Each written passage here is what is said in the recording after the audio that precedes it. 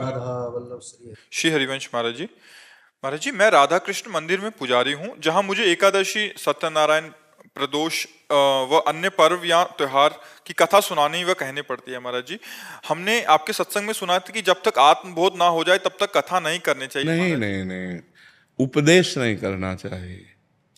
उपदेश और कथा में अंतर है। कथा में हम जैसे सूत मागध बंदी जन अपने राजा का जस गाते हैं, ऐसे हम भगवान का जस गान कर रहे हैं। उपदेश करने का अधिकार उन्हीं को है जो स्वयं माया मुक्त है, जो स्वयं भगवान को प्राप्त हैं या प्राप्त करने की दिव्य लगन में लगे हुए हैं, लेकिन भगवान की कथा कहने के लिए नहीं। भगवान की कथा कहना सबका अधिकार है। सब प्राणी, किसी भी जाति का कोई हो, भगवान की चर्चा कह सकता है, भगवान की चर्चा सुन सकता है, क्योंकि भगवान अपने हैं ना। हाँ, जब उसका अनुष्ठान आएगा तब फिर उसमें पद्धति आ जाएगी।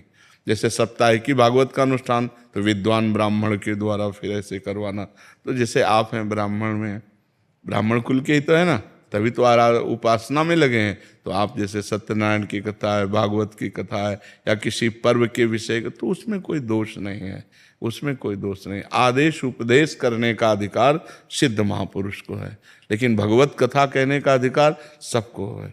भगवत चर्चा सुनने का अधिकार सबको है। परस्पर भगवत कथा करना या अनुष्ठान की भगवत कथा करना, उसमें भेद हो जाएगा। परस्पर में अपने घर में कोई भी भगवत चर्चा कर सकता है, लेकिन अनुष्ठान वैदिक ब्राह्मण के द्वारा ही करवाना चाहिए। जी। दीक्षा जी, लुधियाना से। राधे राधे महाराज जी। महाराज जी, आपने एक वार्ता में बताया था कि हमें कितने कोटि नाम जप करने चाहिए, तो क्या महाराज जी उसके लिए भी किसी योग्य गुरुदेव से दीक्षा लेनी चाहिए? हाँ, जरूरी जरूर। किसका प्रश्न है? हाँ, जरूरी। बिना गुरुदेव की मुख से निकले हुए नाम के द्वारा हम अनुष्ठान पूर्ण ही नहीं कर सकते, वह अनुष्ठान ही पूर्ण नहीं माना जाएगा। इसीलिए किसी भगवत प्रेमी महात्मा का आश्रय ले ले और उनके मुख से नाम सुन करके और फिर अनुष्ठान करे। जी। अक्षय जी, जयपुर से। राधे राधे महाराज जी। महाराज जी, अशांत मन को किस तरह शांत किया जा सकता है? भगवान के चिंतन के द्वारा। तब लग कुशल न जीव कहूँ, सपने हूँ मन विश्राम। मन को शांति मिले तभी तो विश्राम मिले।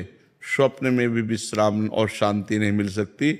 जब लग भजत न राम कहूँ, शोक धाम तज काम।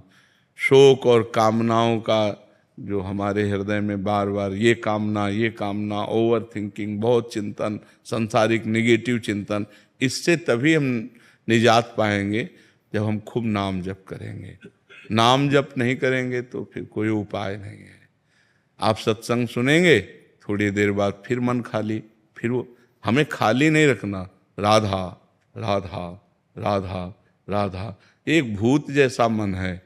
एक शिष्य ने भूत सिद्ध किया तो गुरुजी ने मंत्र दिया था। जब भूत सिद्ध हुआ उसने कहा काम बताओ, तो जो काम बताया वो 2 मिनट में कर दिया।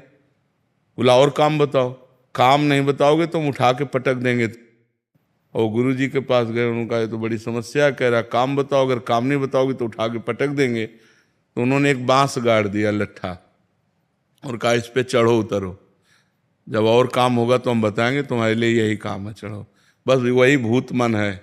अगर इसे सही काम नहीं बताओगे तो उठा पटक देगा गंदगी में, कोई ना कोई गलत आचरण करवा देगा। तो नाम रूपी लट्ठा गाड़ दो, राधा राधा राधा राधा, चढ़ो उतरो, जब और कोई काम होगा तुम तुम्हें बताएंगे, इसी में चढ़ो उतरो, राधा राधा राधा, तो मन शांत हो जाएगा। आप देख लेना, त्यागात् शांति अनंतरम।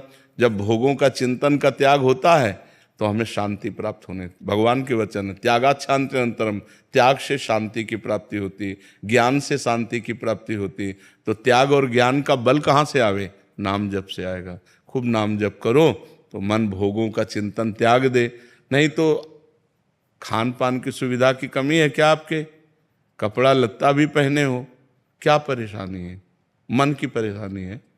वो बार बार बड़ी बड़ी कामनाएं करता है, फिर निगेटिव विचार दे देता है, और उसी में हम फंसे जलते रहते हैं। ऐसा हो जाता तो ठीक है, ऐसा हो गया तो क्या होगा, नाना प्रकार का चिंतन हमारे। तो जो होगा प्रभु ने रचा होगा वही होगा, हमें क्या परेशानी? राधा राधा राधा राधा। सब समस्याओं का समाधान भगवान है। तो भगवान से यदि नहीं जुड़ोगे, नाम जप नहीं करोगे, अध्यात्म ज्ञान नहीं होगा, तो मन को शांत नहीं किया जा सकता। मन को अध्यात्म ज्ञान के द्वारा ही शांत किया जा सकता है।